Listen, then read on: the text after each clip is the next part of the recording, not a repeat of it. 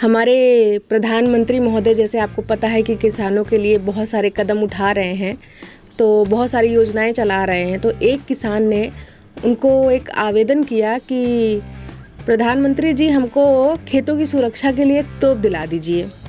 फिर ये आवेदन जब ढीले ढाले ढंग से अपने सही जगह पे पहुंचा, तो वहाँ पे जब आला अधिकारियों ने देखा कि ये किसान तोप मांग रहा है, तो आला अधिकारियों के तो होश उड़ गए और मीडिया ने इस बात को तो ऐसे फैलाना शुरू किया कि कोरोना भी इतनी तेज़ नहीं फैलता होगा। हुआ यूं कि आला अधिकारियों ने एक मीटिंग बुला ली। मीटिंग में तय हुआ कि काम किया जाए, किसान के घर जाया जाए और उससे पूछा जाए कि भाई तूने तोप की डिमांड कैसे कर दी, तू तोप का क्या करेगा। 4 अधिकारी किसान के घर पहुँचे। वहाँ उनको किसान मिला और किसान को देखते ही अधिकारियों ने कहा कि एक बता भाई, तू करता तो तू खेती बाड़ी का काम है, आखिर तू तोप का करेगा क्यों? तूने ऐसा उल्टा सीधा आवेदन किया ही क्यों है? और ये बता कि तोप से कोई अपने खेतों की सुरक्षा कर सकता है क्या? किसान बेचारा हाथ जोड़ के खड़ा हो जाता है और उनसे कहता है कि मैं आपको एक एक बार करके सारी बातें बताऊंगा, क्या आप लोग मेरी पूरी बात सुन पाएंगे? इतना समय है आपके पास? तो अधिकारियों ने कहा हाँ बता, हम तेरी सारी बात सुनेंगे।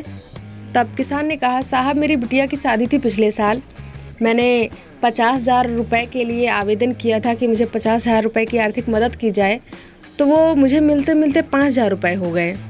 उसी साल बरसात नहीं हुई थी सही तरीके से, तो मैंने सरकार से आवेदन किया कि मुझे सिंचाई में थोड़ी मदद की जाए, तो सरकार ने मुझे 1,000 रुपये की मदद की। मुझे 10,000 की ज़रूरत थी और मुझे 1,000 रुपये की मदद मिली।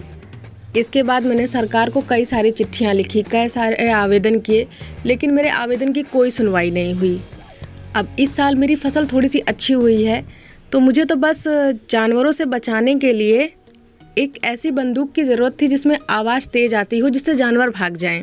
लेकिन मुझे लगा कि अगर मैं आप लोगों से ऐसी बंदूक मांगूंगा तो आप लोग मुझे हाथ में सड़के कंकड़ ला के थमा देंगे और कहेंगे इसको फेंक के अपने जानवरों को भगा दिया कर। इसीलिए मैंने आप लोगों से तोप का आवेदन किया कि कम से कम मैं आपसे तोप का आवेदन कर रहा हूँ, तो मुझे मिलते मेरी बंदूक तो मुझे मिल ही जाएगी।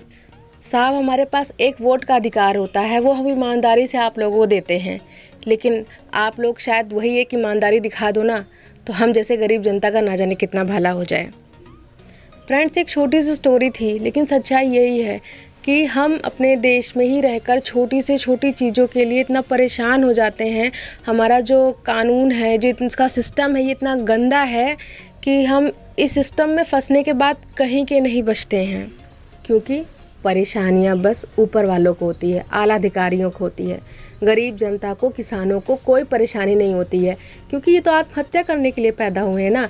देश में किसानों की आत्महत्या का रेशियो कुछ भी हो, सरकार को फ़र्क नहीं पड़ता है।